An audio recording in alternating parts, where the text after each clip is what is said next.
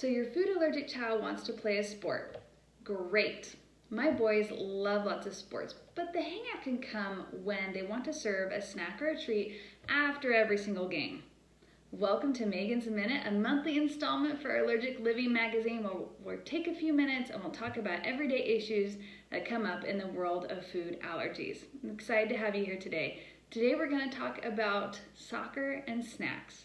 My boys do all sorts of sports. They love basketball, football, baseball, soccer, all the sports. So we've been playing organized sports for quite a few years, multiple times a year. So trust me when I say we've had a little bit of practice at this.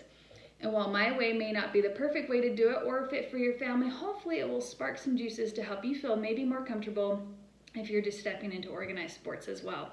The first thing that I like to do is make sure that I keep the mindset, don't let food ruin sports. Sports, to me, are such a great way for my kids to learn dedication, teamwork, life lessons, exercise, so many positive things. So yes, have we had a few games where things haven't gone the way we wanted? Absolutely, but I have to keep that overall perspective that sports have definitely been worth it and my kids still enjoy it.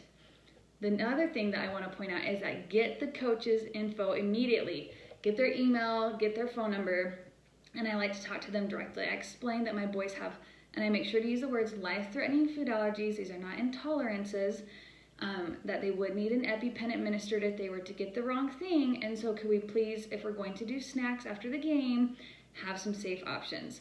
I run into two different ways. Sometimes coaches are like, oh, you go ahead and send me what you want to say and I'll disperse it. That's my preferred way because I do feel like it then has the weight of the coach behind it.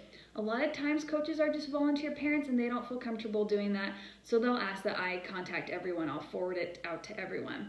Now, no, this isn't a perfect system. Sometimes there will be parents. We've legit had parents bring in full boxes of donuts at the end of a game because either they forgot or they just don't care to adhere to it. So even doing all that legwork, realize it's not a perfect system, and so that's where my step 2 comes in.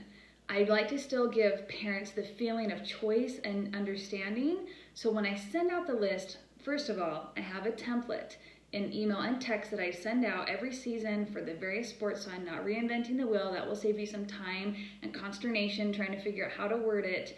And then I like to give like 5 to 6 options because people want to feel like they have a choice still, right? I'll say you can do fruit snacks, you can do Gatorade, you can do fruit roll-ups, like all the various things. That way maybe their kid can still feel like they have a choice of picking out of those options. I think we sometimes forget as allergy parents that it can be confusing reading labels if you're not used to that and they don't want to pick the wrong thing. So help them out, lay out that groundwork.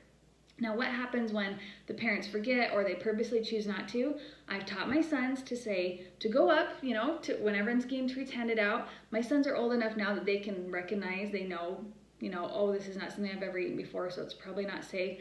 And they'll say, no, thank you. And they'll even bring it to me. Can you read the label? And I'll say, oh, it's not, go put it back, so on and so forth. But what I always do, I always have a backup plan, and you've probably seen me talk about this on my channel, the treat box. I make sure that when we get home, I have a constantly filled treat box with their favorite safe snacks, and I'll say, you chose to keep yourself safe. I'm so sorry. I validate. That stinks. You can have the same treat your teammates are having. We'll let you pick out a treat when you get home. And that always helps tide them over, knowing that they're not missing out. They're not just going to not have a treat, that they can have one when they get home.